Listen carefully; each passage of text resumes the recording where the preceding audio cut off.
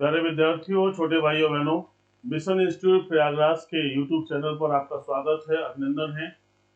आइए आज की महत्वपूर्ण घटनाक्रम से शुरुआत करते हैं, लेकिन उससे पहले एक निवेदन होगा आपसे कि अपने सभी साथियों को, अपने सभी दोस्तों को और परिवार में जो लोग पढ़ने वाले हैं, जो तैयारी कर रहे हैं, उन्हें इस क्लास को शेयर कर दीजिए ताकि उन तक ये चीजें पहुंच जाए। आइए शुरुआत करें पहले घटनाक्रम से। इतिहास में क्या हुआ है आज के दिन।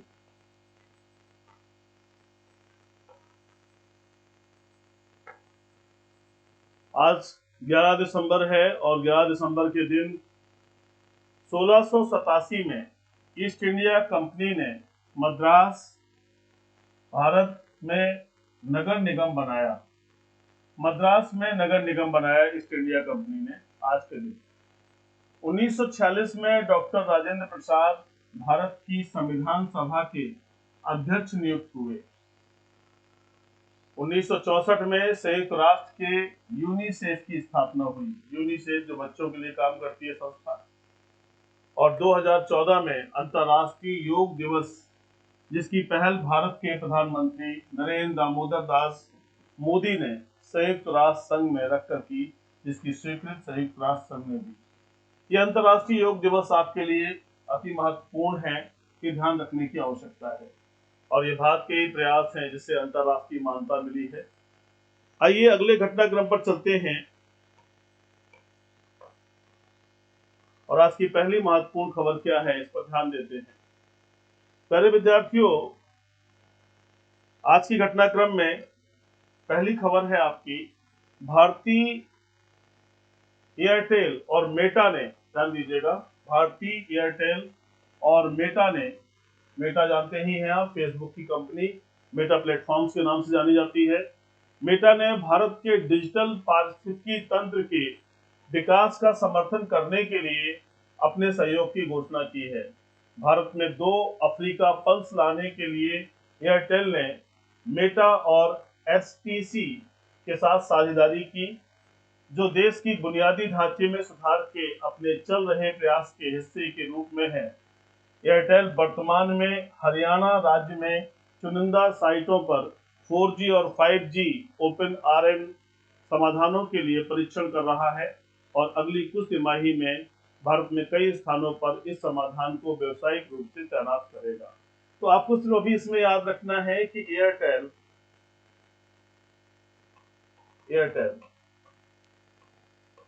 भारतीय एयरटेल और प्लस मेटा, 2 बातें याद रखने हैं कि 4G और 5G को लेकर के एक फिर से बड़ी रूपरेखा तैयार कर रहे हैं भारत में, और इसके संदर्भ में क्या कहा गया है, हरियाणा राज्य में इसकी शुरुआत करी जा रही है कि हरियाणा से चीजें आ रही हैं।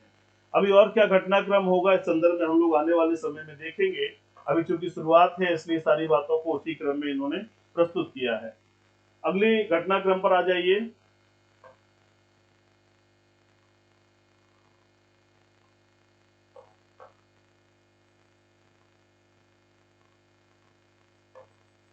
भारत सरकार के स्वामित्व वाली 2 रक्षा कंपनियां, ध्यान रखिएगा, अच्छा प्रश्न है आपके लिए यहाँ से बनेगा। भारत सरकार के स्वामित्व वाली 2 रक्षा कंपनियों हिंदुस्तान एरोनॉटिक्स लिमिटेड और भारत इलेक्ट्रॉनिक्स लिमिटेड को Stockholm international peace research institute ने दुनिया की 100 शीर्ष रक्षा कंपनियों की सूची में शामिल किया है।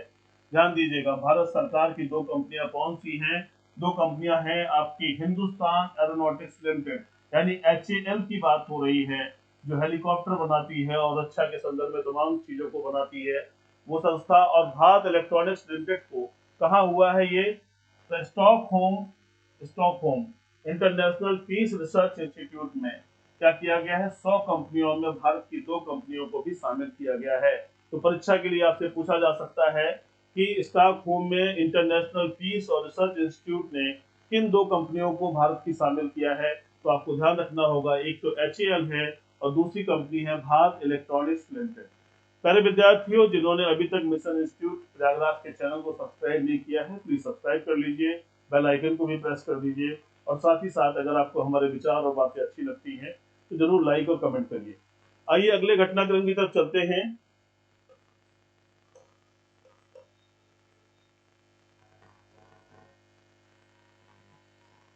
आइए, विश्व बैंक की report migration and development brief के अनुसार भारत को 2022 में प्रेषण के रूप में 2021 की तुलना में 12% की वृद्धि के साथ $100 बिलियन प्राप्त होने की उम्मीद है।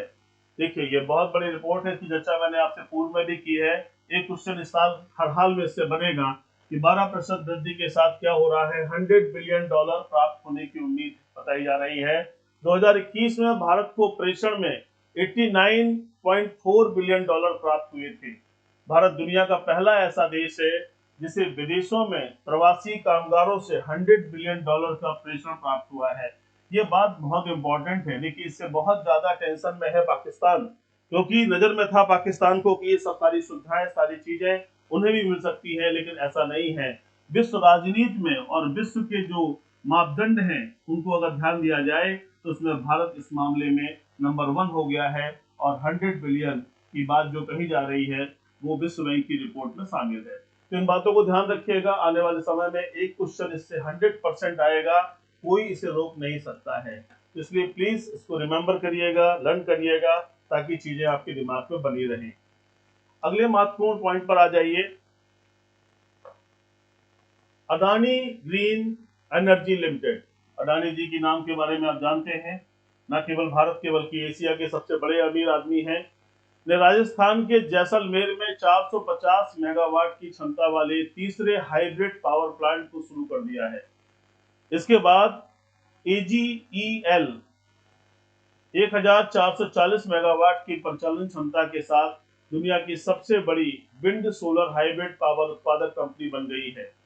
कंपनी की ओर से जारी बयान में कहा गया है कि जैसलमेर में कंपनी द्वारा शुरू किए गए यह तीसरा wind solar hybrid power plant है। देखिए, ये एनर्जी की फील्ड में काम कर रही है ये कंपनी, और क्या कहा जा रहा है कि तीसरा wind solar hybrid power plant है, यानी जो हवा के माध्यम से चीजें चलती हैं और सोलर के माध्यम से चलती है उनके लिए है। तो ये अडानी ग्रुप ऑफ कंपनीज जो है न केवल भारत में बल्कि एशिया में नंबर 1 है। इस समय मुकेश अंबानी भारत में 2nd नंबर पर आ गए हैं। इन बातों को ध्यान रखिएगा। आइए अगले घटनाक्रम पर चलते हैं।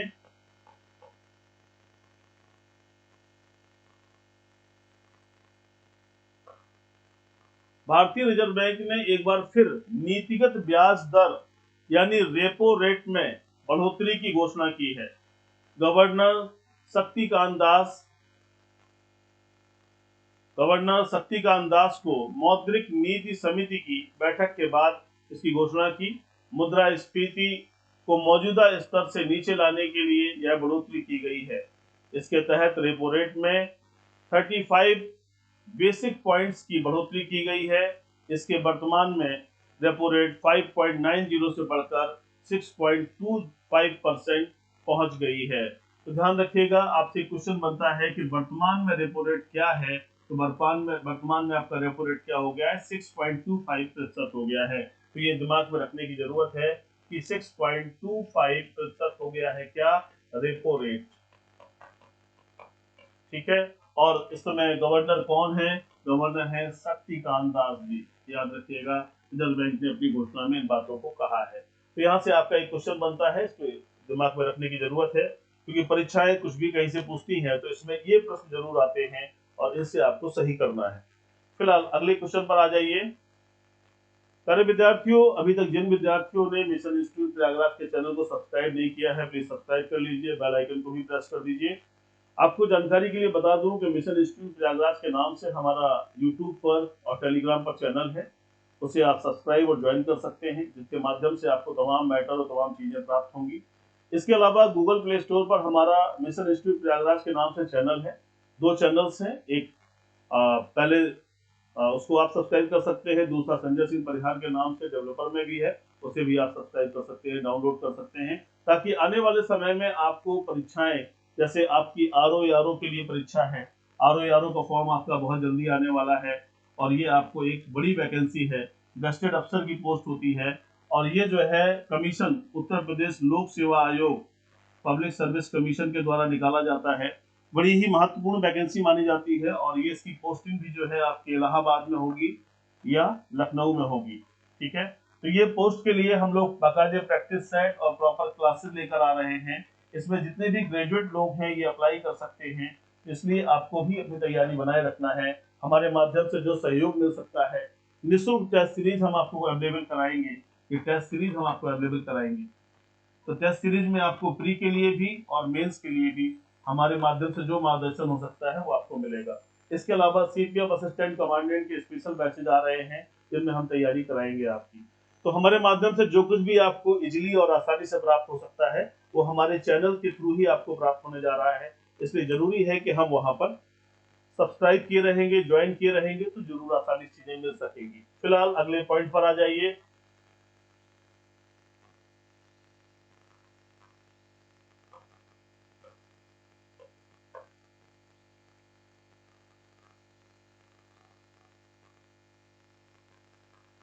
चलिए, ये है आपका अगला पॉइंट। हम आगे बढ़ गए थे। टाइम मैगजीन ने यूक्रेन के राष्ट्रपति व्लादिमीर जेलेंस्की के साथ साथ स्पिरिट ऑफ यूक्रेन को साल 2022 का पर्सन ऑफ द ईयर पुरस्कार से सम्मानित किया है। तबाह हो गया यूक्रेन, लेकिन इनकी जो जिजीप्सा है, लड़ने की क्षमता है और जो स्पिरिट है इस इंसान के अंदर और जो यूक्रेन की जनता के अंदर, वो बेमिसाल है। तो ये बात ध्यान में रखते हुए क्या कहा जा रहा है, राष्ट्रपति जेलेंस्की और स्पिरिट ऑफ यूक्रेन को 2022 का पर्सन ऑफ द ईयर का सम्मान दिया गया है। कौन दे रहा है? टाइम मैगजीन दे रही है। बहुत इंपॉर्टेंट क्वेश्चन है, ध्यान रखिएगा। अवार्ड उस व्यक्ति को दिया जाता है जिसने पिछले 12 महीने में, ध्यान रखिएगा, पिछले 12 महीने में वैश्विक घटनाओं पर सबसे अधिक प्रभाव डाला है। तो ध्यान रखिएगा, पहला तो आपको क्वेश्चन हो गया कौन सी मैगजीन है, तो टाइम मैगजीन है। टाइम मैगजीन अगर कुछ करती है तो चर्चा का विषय होता है। किसका नाम आ रहा है? तो जेलेंस्की का नाम आ रहा है। जेलेंस्की का नाम आ रहा है। कौन है जेलेंस्की? यूक्रेन के राष्ट्रपति हैं। यूक्रेन के राष्ट्रपति हैं। आप अच्छे से जानते हैं कि रूस के राष्ट्रपति पुतिन विश्व राजनीति में काफी बड़े चेहरे के रूप में हमेशा रहे हैं और बहुत बड़ी आणविक शक्ति के साथ में हमेशा डटे रहे हैं। विश्व में सर्वाधिक परमाणु हथियार उन्हीं के पास है। उन्होंने इनका विरोध करते हुए इन पर कार्रवाई की है और काफी लंबे समय से आप देख रहे हो कि यूक्रेन बहुत टूट गया, बहुत सारे शहर और बहुत कुछ तबाह हो गया, लेकिन वो आदमी अभी तक झुका नहीं है, बराबर संघर्ष कर रहा है। तो ऐसे में वहां के लोगों की स्पिरिट और इनको ध्यान रखते हुए किया जा रहा है। तो ये पर्सन ऑफ द ईयर, ध्यान रखिएगा, ये पर्सन ऑफ द ईयर, ये क्वेश्चन बन सकता है। कौन है? तो जेलेंस्की है और स्पिरिट ऑफ यूक्रेन है। इन दोनों बातों को दिमाग में रखिएगा। प्यारे विद्यार्थियों, अगले पॉइंट पर हम लोग आ रहे हैं। मिशन इंस्टीट्यूट में एसएससी को लेकर के सारी चीजें चल रही हैं, यूपीएसआई और यूपीपी को लेकर चल रही हैं। यूपीएसआई का और यूपीपी और साथ ही एसएससी का 16 तारीख से बैच आ रहा है, मॉर्निंग में 8 बजे से और शाम को 3 बजे से। तो जो भी विद्यार्थी इस दिशा में प्रिपरेशन कर रहे हैं, प्रयागराज में है, वो निश्चित रूप से संपर्क कर सकते हैं, यहाँ के स्टाफ से मिल सकते हैं। 3 दिन का निःशुल्क ट्रायल है उसके लिए, उसको भी अटेंड कर सकते हैं और उसको आकर के अपनी कक्षाओं को संपन्न कर सकते हैं। अगर उनको समझ में आता है तो उनका मिशन में स्वागत है। आइए हम लोग अपने पॉइंट पर बात कर रहे हैं। मौसम विभाग ने दक्षिण के राज्यों के लिए भारी बारिश का अलर्ट जारी किया है। अगर विभाग की माने तो दक्षिण पूर्व बंगाल की खाड़ी के ऊपर बना हुआ निम्न दबाव का क्षेत्र अब गहरे निम्न दबाव के क्षेत्र में तेज हो गया है, जिसके कारण तमिलनाडु और पुडुचेरी में भारी बारिश हो सकती है। तो ये भारी बारिश के संदर्भ में एक सूचना है मौसम विभाग की। मौसम विभाग को पूर्वानुमान हो जाता है, पूर्वानुमान हो जाता है और उनके पास जो टेक्निक है उसके माध्यम से वो जान जाते हैं कि कहाँ पर कितने समय के दौरान बादल पहुंच रहे हैं, कहाँ पर दबाव बढ़ रहा है, कहाँ घट रहा है, और उसके आधार पर ढेर सारी चीजों की सूचना वो हम और आपको देते हैं। अगली इंपॉर्टेंट खबर पर आ जाइए। अगली इंपॉर्टेंट खबर क्या है? लद्दाख चांगथांग क्षेत्र के हनले गांव में भारत का पहला डार्क नाइट स्काई रिजर्व बनाने के लिए तैयार है। ध्यान दीजिएगा, लद्दाख केंद्र शासित प्रदेश है भारत का, वहां के चांगथांग क्षेत्र की बात हो रही है, जहां पर हनले गांव की बात है। इन सभी को याद रखना होगा। भारत का पहला dark night sky reserve, Bharat का पहला डार्क नाइट स्काई रिजर्व, इसको याद रखिएगा, बनाने के लिए तैयार है। हल्ले में लगभग 18 स्थानों पर तारों को देखने के लिए, इसके लिए तारों को देखने के लिए क्या किया जा रहा है? शक्तिशाली दूरबीनें स्थापित की जाएंगी। केंद्र शासित प्रदेश लद्दाख प्रशासन ने हेनले गांव के प्रशिक्षित युवाओं को 18 टेलीस्कोप बांटे हैं। 4,500 मीटर की ऊंचाई पर हेनले भारतीय खगोल भौतिकी संस्थान द्वारा 2001 में स्थापित दुनिया के दूसरे सबसे ऊंचे ऑप्टिकल टेलीस्कोप का घर है। तो दुनिया का सबसे दूसरे नंबर का सबसे ऊंचा टेलीस्कोप लगा हुआ है भारत के लद्दाख में, हेनले में। तो यहाँ से क्वेश्चन क्या बनने जा रहे हैं? पहले तो आपको देखना है कि लद्दाख के बारे में। लद्दाख जो है यूनियन टेरिटरी है। आज वर्तमान में भारत में 28 स्टेट्स हैं और कितने हैं? 8 टेरिटरीज हैं, यूनियन टेरिटरीज। 28 राज्य और 8 केंद्र शासित प्रदेश हैं। उनमें से लद्दाख भी हमारा एक केंद्र शासित प्रदेश है, जहाँ के चांगथांग क्षेत्र के हनले गांव में पहला डार्क नाइट स्काई रिजर्व बनाने की बात हुई है। 18 दूरबीनें लगाई जा रही हैं, इनकी बात हो रही है। इन बातों को दिमाग में रखेंगे तो अच्छा रहेगा। और इसकी ऊंचाई है 4,500 मीटर। इतनी ऊंचाई पर ये सारी चीजें हो रही हैं। तो परीक्षा में क्वेश्चन बनता है, अगर ये पूछा जाए कि भारत का पहला डार्क नाइट स्काई रिजर्व कहाँ है, तो उसका उत्तर होगा लद्दाख में। और अगर अंदर से घुस के बात होती है तो हनले गांव में है। ध्यान रखिएगा इन बातों को।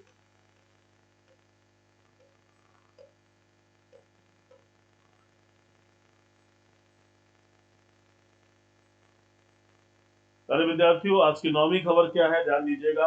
हैदराबाद स्थित स्टार्टअप ओपन क्यूब टेक्नोलॉजीज के प्रौद्योगिकी समर्थन के साथ गोल्ड सका ने बेगमपेट में अपना पहला गोल्ड एटीएम लॉन्च किया है। गोल्ड सका ने क्या किया है? ध्यान दीजिएगा, अपना पहला गोल्ड एटीएम लॉन्च किया है। अब देखिए गोल्ड एटीएम का क्या पर्पज है, और इसे भारत का पहला गोल्ड एटीएम, पहला गोल्ड एटीएम। मैंने हमेशा कहा है कि जिंदगी में पहली बात हर चीज याद रहती है। अगर पहली दोस्ती है तो दोस्ती है, पहला प्यार है तो प्यार है, पहली लड़ाई है तो लड़ाई है, सब याद रहता है जीवन में, कभी कुछ भूलता नहीं है। तो इसी तरह से जो भी पहली बार होगा वो जरूर ध्यान रखिएगा। पहली बार कोई अपॉइंटमेंट हो, पहली बार कोई सम्मेलन हो, पहली बार कोई घटना घटी हो, ये परीक्षाओं में हमेशा पूछा जाता है। तो पहला गोल्ड एटीएम, दुनिया का पहला रियल टाइम गोल्ड एटीएम बताया है, रियल टाइम गोल्ड एटीएम बताया है। और क्या कहा जा रहा है? सोना खरीदने और बेचने का कारोबार करने वाली गोल्ड सिक्का कंपनी द्वारा लगाया गया है। एटीएम सोने के सिक्के देता है। तो एटीएम सोने के सिक्के देगा तो पैसे लेगा, सब देगा, लेकिन तरीका देखिए क्या है। एटीएम सोने के सिक्के देता है। गोल्ड एटीएम के जरिए लोग अपने डेबिट या क्रेडिट कार्ड से सोने के सिक्के खरीद सकते हैं। अगर कोई व्यक्ति सोने के सिक्के लेना चाहता है तो वहां डेबिट कार्ड का प्रयोग कर सकता है और क्रेडिट कार्ड का कर सकता है। उसके माध्यम से वहां से सोने का सिक्का ले सकता है। तो ये कौन सी कंपनी है जिसका नाम है गोल्ड गोल्ड सिक्का? ये कंपनी है, इसका नाम याद रखिएगा। और कहां पे लगाया गया है? हैदराबाद में। हैदराबाद में कहां पे लगाया गया है? बेगमपेट में, ये याद रखिएगा, हैदराबाद, बेगमपेट, यहाँ पर लगाया गया है। तो आपसे क्वेश्चन बनेंगे, और क्या हो सकता है? अपने डेबिट कार्ड से या क्रेडिट कार्ड से क्या कर सकते हैं? सोने का सिक्का ले सकते हैं, सोने का सिक्का। तो ये पहला चीज है, इसलिए आपको ध्यान में रखना होगा। प्यारे विद्यार्थियों, हम लोग अपने अगले घटनाक्रम पर आ रहे हैं। देखिए आज की 10वीं खबर क्या है। भारत सरकार ने कर्मचारी राज्य बीमा निगम को एक्सचेंज ट्रेडेड फंड्स के माध्यम से अपने अधिशेष फंड के 15% तक इक्विटी में निवेश करने की अनुमति दी है। नई दिल्ली में निगम के मुख्यालय में केंद्रीय श्रम मंत्री भूपेंद्र यादव की अध्यक्षता में कर्मचारी राज्य बीमा निगम की बैठक में यह निर्णय लिया गया है। तो ये 15% अधिशेष फंड की बात हो रही है, इसको दिमाग में रखिएगा। और इसके जो मंत्री हैं मुख्यालय में, केंद्रीय श्रम मंत्री हैं, इनका नाम याद रखिएगा, भूपेंद्र यादव जी। परीक्षाओं में कभी कभी मंत्री भी पूछे जाते हैं, तो ये भी याद रखना जरूरी है कौन से विभाग का कौन सा मंत्री है। इस दृष्टिकोण से इसे जरूर याद रखिएगा।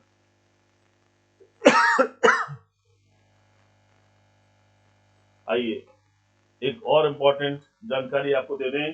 भारत पर आधारित freedom at midnight, freedom at midnight पुस्तक है city of joy, city of joy, ध्यान दीजिएगा, कि प्रसिद्ध पुस्तकों के सह लेखक डोमिनिक लैपिएरे का निधन हो गया है। ये ध्यान रखिएगा, इन पुस्तकों के सह लेखक डोमिनिक लैपिएरे का निधन हो गया है। ये दुखद घटना है साहित्य जगत के लिए और हम सब के लिए। आइए अगली बात पर चर्चा करते हैं। आज क्वेश्चन की जो सीरीज है वो केवल 10 क्वेश्चन है और जिन पर हम लोग चर्चा करने जा रहे हैं। आज सिर्फ करंट अफेयर्स पर ही क्वेश्चन आपके सामने लाए गए हैं। पहला क्वेश्चन है, यूनिसेफ स्थापना दिवस हर साल कब मनाया जाता है? यूनिसेफ स्थापना दिवस, देखिए यूनिसेफ का लोगो आपके सामने है। ऑप्शन ए 11 दिसंबर, ऑप्शन बी 12 दिसंबर, ऑप्शन सी 13 दिसंबर, ऑप्शन डी 14 दिसंबर। प्यारे विद्यार्थियों फटाफट जवाब दीजिएगा। जवाब देना इसलिए जरूरी है क्योंकि हाथ से जो भी चीज निकलती है अगर वो गलत है तो करेक्ट होंगी और अगर सही है तो बहुत अच्छी बात है। आपको मालूम है तो जरूर जवाब दीजिए और नहीं मालूम है तब भी एक अपना अनुमान लगाते हुए जवाब देने का प्रयास करिए। इसका आंसर है प्यारे विद्यार्थियों 11 दिसंबर। 11 दिसंबर 11 दिसंबर को मनाया जाता है हर साल यूनिसेफ दिवस। यूनिसेफ बच्चों के क्षेत्र में कार्य करने वाली संस्था है जो बच्चों के कल्याण के लिए बहुत कार्य करती है और कल्चर हेरिटेज इन सभी बातों को लेकर कार्य करती है। ध्यान रखिएगा इसका, ये परीक्षाओं में पूछा जाता है। आइए, हर साल दुनिया भर में 11 दिसंबर को यूनिसेफ स्थापना दिवस मनाया जाता है। संयुक्त राष्ट्र अंतर्राष्ट्रीय बाल आपातकालीन कोष के रूप में यूनिसेफ बनाया गया, जिसमें कि द्वितीय विश्व युद्ध के बाद आपूर्ति, सहायता और स्वास्थ्य, पोषण, शिक्षा और बच्चों के सामान्य कल्याण में सुधार के लिए कार्यक्रम शुरू किया गया था। तो मैंने आपको जैसा इशारा किया है ध्यान दीजिएगा, ये बच्चों के लिए बड़ा कार्य करती है, सभी तरह की आपातकालीन स्थितियों में कार्य करती है और संयुक्त राष्ट्र की जो है एक संस्था है ये। इसका मुख्य कार्य क्या है कि द्वितीय विश्व युद्ध के बाद आपूर्ति, सहायता, स्वास्थ्य, पोषण, शिक्षा, बच्चों के सामान्य कल्याण में सुधार के लिए कार्यक्रम शुरू किया गया था। तो ये संस्था पूरे विश्व में कार्य कर रही है और इसके माध्यम से सभी जगह बच्चों के कल्याण के लिए नई नई योजनाएं और नई नई चीजें आ रही हैं। तो इन्हें ध्यान रखिएगा। पहला प्रश्न था आपके पास। दूसरा इंपॉर्टेंट क्वेश्चन आपके पास आ गया, अंतरराष्ट्रीय पर्वतीय दिवस हर साल कब मनाया जाता है? अंतरराष्ट्रीय पर्वतीय दिवस हर साल कब मनाया जाता है? इसका पहला ऑप्शन है 9 दिसंबर, ऑप्शन बी 10 दिसंबर, ऑप्शन सी 11 दिसंबर, ऑप्शन डी 13 दिसंबर। फटाफट जवाब दीजिए। अंतरराष्ट्रीय पर्वतीय दिवस, प्यारे विद्यार्थियों इसका सही आंसर है आपका ऑप्शन सी, ऑप्शन सी 11 दिसंबर। ये इंपॉर्टेंट है, ध्यान रखिएगा।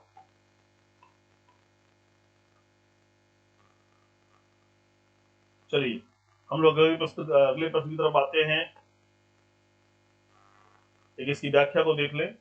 अंतरराष्ट्रीय पर्वतीय दिवस हर साल 11 दिसंबर को मनाया जाता है। इस दिन का उद्देश्य पहाड़ों के संरक्षण और सतत विकास को प्रोत्साहित करना है। संयुक्त राष्ट्र ने पहाड़ों के महत्व के बारे में बढ़ती जागरूकता के जवाब में 2002 को संयुक्त राष्ट्र अंतरराष्ट्रीय पर्वत दिवस घोषित किया है। देखिए 2002 को ये बात घोषणा हुई है और तब से जो है हर वर्ष 11 दिसंबर को ये दिवस मनाया जाता है। किसने घोषणा की है? संयुक्त राष्ट्र ने की है। और क्या इसका नाम है? संयुक्त राष्ट्र अंतरराष्ट्रीय पर्वत वर्ष घोषित किया गया था 2002 को। और जागरूकता बस हम लोग 11 दिसंबर को हर वर्ष मनाते हैं अंतरराष्ट्रीय पर्वतीय दिवस। तो ध्यान दीजिएगा, अगर दो क्वेश्चन बनेंगे तो एक क्वेश्चन ये बनेगा कि अंतरराष्ट्रीय पर्वतीय दिवस कब मनाया जाता है, तो 11 दिसंबर को मनाया जाता है। और पर्वतीय संयुक्त राष्ट्र अंतरराष्ट्रीय पर्वत वर्ष कब घोषित किया गया, तो 2002 से घोषित किया गया। दोनों क्वेश्चन दिमाग में रखिएगा।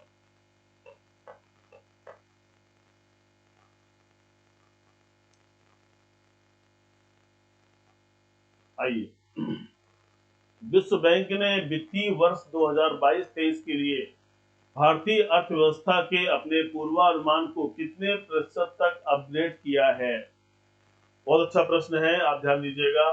6.5%, 6.9%, 7.2%, 8.8%। प्यारे विद्यार्थियों इसका आंसर है 6.9%। 6.5% था पहले, जिसे बढ़ाकर 6.9% कर दिया है।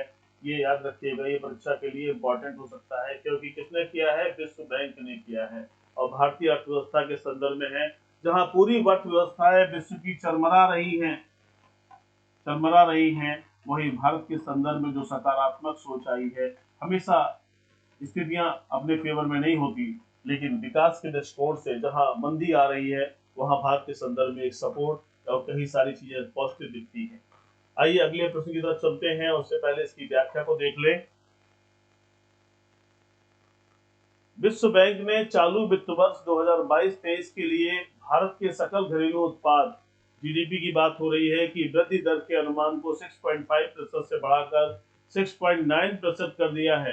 विश्व बैंक ने जारी भारत से संबंधित अपनी ताजा रिपोर्ट में कहा कि अमेरिका, यूरो क्षेत्र और चीन की घटनाक्रमों का असर भारत पर भी देखने को मिल रहा है। तो ये ध्यान रखिएगा, ये है 6.9 से बढ़कर कितना हुआ है, 6.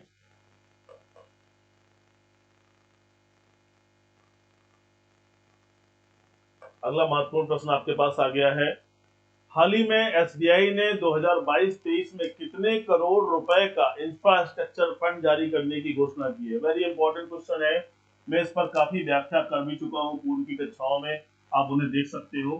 कितने करोड़ रुपए का 22-23 में इंफ्रास्ट्रक्चर बॉन्ड जारी करने की बात की गई। इंफ्रास्ट्रक्चर, ध्यान दीजिएगा, इंफ्रास्ट्रक्चर की बात हो रही है। बॉन्ड परीक्षा के लिए इंपॉर्टेंट है।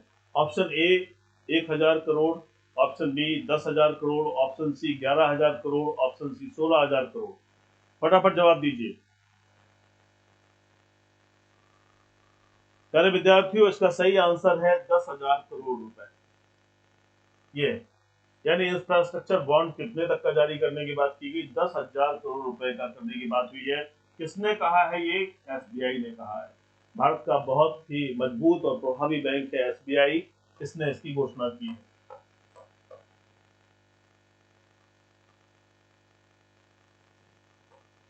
भारत के सबसे बड़े वाणिज्यिक बैंक, ध्यान दीजिएगा, भारत के सबसे बड़े वाणिज्यिक बैंक भारतीय स्टेट बैंक के बोर्ड ने 2022-23 के दौरान इंफ्रास्ट्रक्चर बॉन्ड जारी करके 10,000 करोड़ रुपए जुटाने के प्रस्ताव को मंजूरी दी है। बैंक ने कहा कि वह 2022-23 के दौरान पब्लिक इशू या प्राइवेट प्लेसमेंट के जरिए 10,000 करोड़ रुपए तक इंफ्रास्ट्रक्चर बॉन्ड जारी करेगा। पब्लिक इशू और प्राइवेट प्लेसमेंट, इनको भी याद रखिएगा। ये दोनों पॉइंट इंपॉर्टेंट है कि कहां से पैसे की जुगाड़ हो रही है, तो वो जुगाड़ किस तरह से होगी, और 10,000 करोड़ रुपए तक का इंफ्रास्ट्रक्चर बॉन्ड जारी करेगा। तो इन प्रश्नों को याद रखिएगा। मैं सभी जगहों पर चीजों को तोड़ तोड़ कर आपके सामने प्रस्तुत करता हूँ, ताकि परीक्षा के जो भी प्रश्न बने, ये जो तैयारी आप कर रहे हो, जो कुछ भी आपके सामने चल रहा है, ये हर स्तर की परीक्षा में आपके लिए बेनिफिशियल है। अगर आप हमारे साथ हैं तो आपको प्रश्न भी हर समय आपके साथ दिखेंगे और आपको लगेगा कि सब कुछ आपका पढ़ा हुआ है, सब कुछ आपका समझा हुआ है। आइए अगले क्वेश्चन की तरफ चलते हैं। Question number 5। आज केवल 10 प्रश्न हैं जो करंट पर ही आधारित हैं, इन्हें ध्यान देना है। क्वेश्चन नंबर 5 कहता है, हाल ही में किस खिलाड़ी ने कोलंबिया में आयोजित वेट लिफ्टिंग वर्ल्ड चैंपियनशिप 2022 में सिल्वर मेडल जीता है? ध्यान दीजिएगा, कौन सा खिलाड़ी है जिसने कोलंबिया में आयोजित वेट लिफ्टिंग वर्ल्ड चैंपियनशिप 2022 में सिल्वर मेडल जीता है? अब चेहरा देख के तो आप समझ ही गए होंगे। फिलहाल पहला ऑप्शन है आपका Sukhan Dey, option B Ganesh Mali, option C Mirabai Chanu, option D Khumukcham Sanjita Chanu.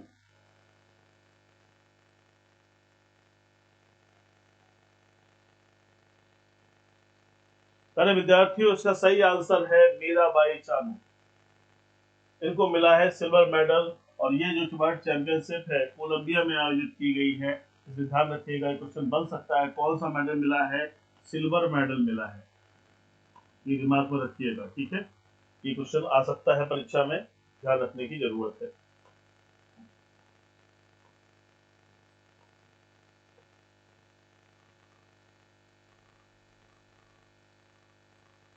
हाल ही में मीराबाई चानू ने कोलंबिया में आयोजित वेट लिफ्टिंग चैंपियनशिप 2022 में सिल्वर मेडल जीता है।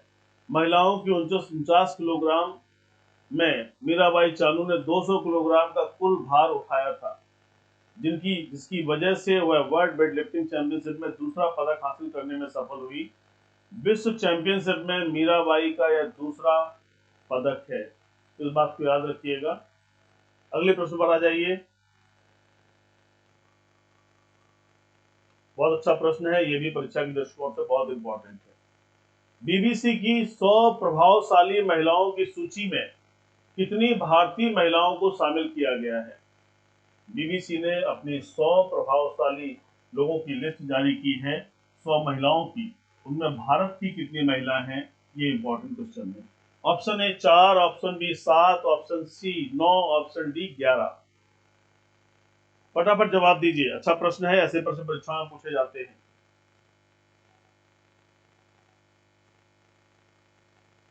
सारे विद्यार्थियों, इसका आंसर है 4।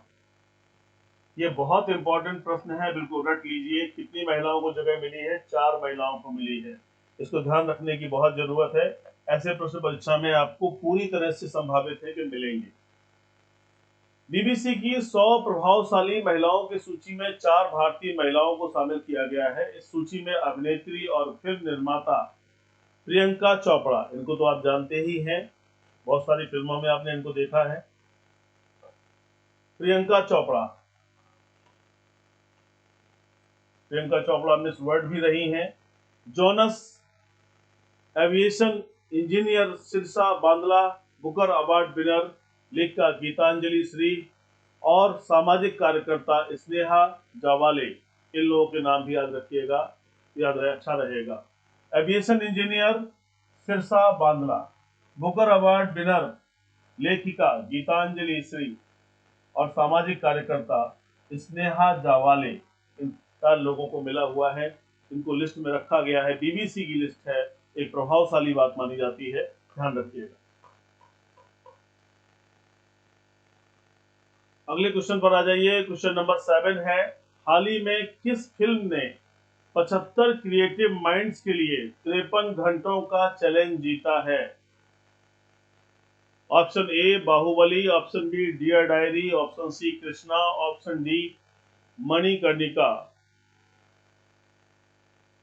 क्या कहा जा रहा है? हाल ही में किस फिल्म ने 75 क्रिएटिव माइंड्स के लिए 53 घंटों का चैलेंज जीता है? ये आप पूरी टीम देख रहे होंगे, अगर आपको आइडिया लग रहा है तो अच्छी बात है। प्यारे विद्यार्थियों, इसका सही आंसर है डियर डायरी। ये प्रश्न इंपॉर्टेंट है, ध्यान रखिएगा। आप कहोगे कि सर तो पूरे प्रश्न ही इंपॉर्टेंट बता रहे हैं। बिल्कुल ही मैं उनको क्वेश्चंस को आपके सामने लाने का प्रयास करता हूं जो अति महत्वपूर्ण है, उनमें भी जो अति महत्वपूर्ण है उनको बताने का प्रयास करता हूं। इसलिए जरूरी है कि हम हर बात को सुने, समझें और लिखते रहें। आपका लिखना बहुत आवश्यक है। फिलहाल इसकी व्याख्या देखें। हाल ही में एक प्रतियोगिता में पूरे भारत से चुने गए 75 रचनात्मक दिमागों को केवल 53 घंटों में भारत@100 के अपने विचार पर एक लघु फिल्म बनाने की चुनौती प्रदान की। इस प्रतियोगिता का आयोजन राष्ट्रीय फिल्म विकास निगम द्वारा शॉर्ट्स टीवी के सहयोग से किया गया था। इसमें जो हमने आपको आंसर बताया है, ध्यान रखिएगा। आंसर क्या है आपका? और से देखिएगा, डियर डायरी। इसे याद रखिएगा, ये है 53 घंटे वाली बात। सारे विद्यार्थियों, हम लोग अगले क्वेश्चन पर आ रहे हैं और अगला क्वेश्चन हमारा है क्वेश्चन नंबर 8। हाल ही में किस बैंक ने अटल पेंशन योजना के तहत महत्वपूर्ण नामांकन के लिए पेंशन फंड नियामक और विकास प्राधिकरण से राष्ट्रीय पुरस्कार जीता है, प्राप्त किया है? Pension fund regulatory and development authority. Option A bank of Baroda, option B bank of Maharashtra, option C Karnataka bank, option D Karnataka Vikas Grameen bank.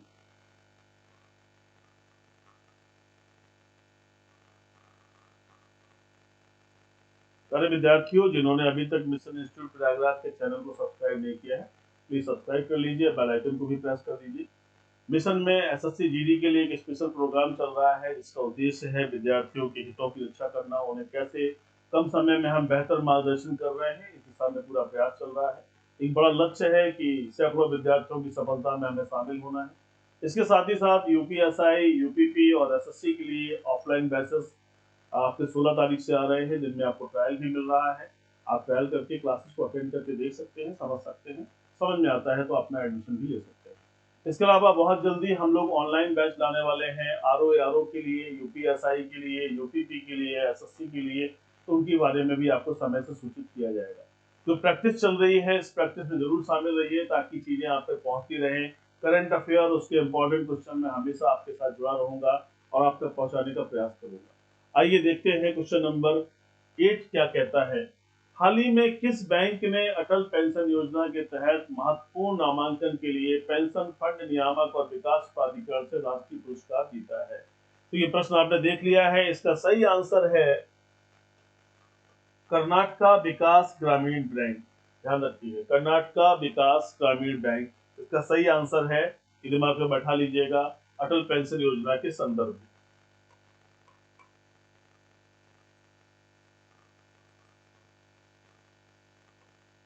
हाल ही में कर्नाटका विकास ग्रामीण बैंक ने अटल पेंशन योजना के तहत महत्वपूर्ण नामांकन के लिए पेंशन फंड नियामक और विकास प्राधिकरण से राष्ट्रीय पुरस्कार प्राप्त किया है। अब तक बैंक ने अटल पेंशन योजना के तहत 3,34,687 खातों को नामांकित किया है। 2022-23 के दौरान बैंक ने 50,320 के लक्ष्य के मुकाबले 69,132 खातों को नामांकित किया। तो ये एक बड़ी उपलब्धि है बैंक की कि इतने खातों को नामांकित करना, ताकि हम उस योजना का लाभ उन लोगों तक पहुंचा सके जिनको इसकी आवश्यकता है। तो ये बहुत अच्छी बात है, ध्यान दीजिएगा। अगले प्रश्न पर आते हैं, क्वेश्चन नंबर 9।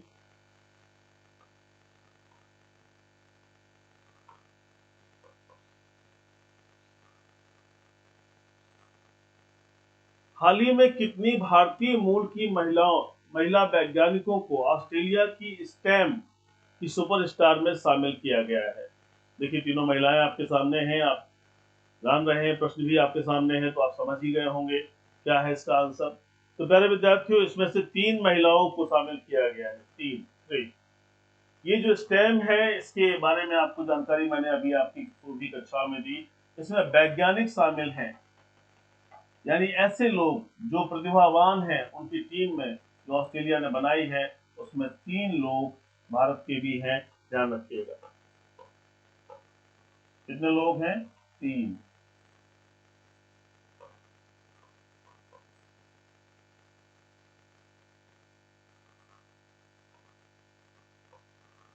हाल ही में 60 वैज्ञानिकों, प्रौद्योगिकीविदों, इंजीनियरों और गणितज्ञों में से 3 भारतीय मूल की महिलाएं, जिन्हें स्टेम के ऑस्ट्रेलिया के सुपरस्टार के रूप में चुना गया है। यह एक पहल है जिसका उद्देश्य वैज्ञानिकों के बारे में समाज की लैंगिक धारणाओं को तोड़ना है और महिलाओं और गैर बाइनरी लोगों की सार्वजनिक दक्षता में वृद्धि करना है। ध्यान रखिएगा, आपको हमने बताया है कि 60 वैज्ञानिकों में ये विश्व स्तर की बात है, जिसमें 3 लोग भारतीय मूल के हैं। ये हमारे लिए गौरव का विषय है।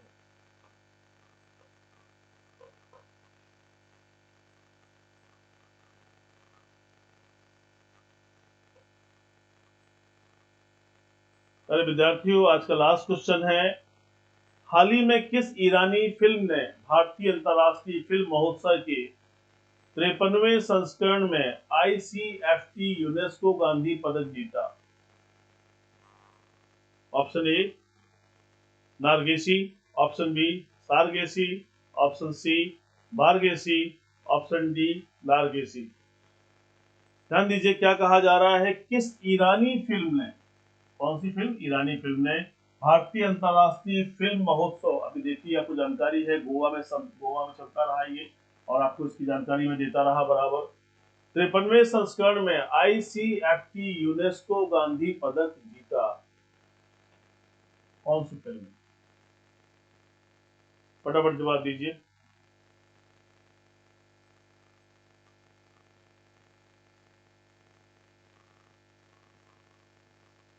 प्यारे विद्यार्थियों, इसका सही आंसर है नारगेसी।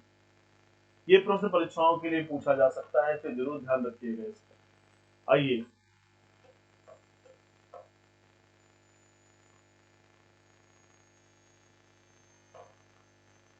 ईरानी फिल्म नारगेसी ने भारतीय अंतर्राष्ट्रीय फिल्म महोत्सव के 53वें संस्करण में ICFT यूनेस्को गांधी पदक जीता है। जो एक ऐसी फिल्म के लिए दिया गया है जो महात्मा गांधी के शांति, सहिष्णुता और अहिंसा के आदर्शों को दर्शाती है। इस फिल्म का निर्देशन पायम अस्कंदरी ने किया है। नाम याद रखिएगा, पायम अस्कंदरी। तो ये आपकी कौन सी फिल्म है? ईरानी फिल्म है नारगिसी।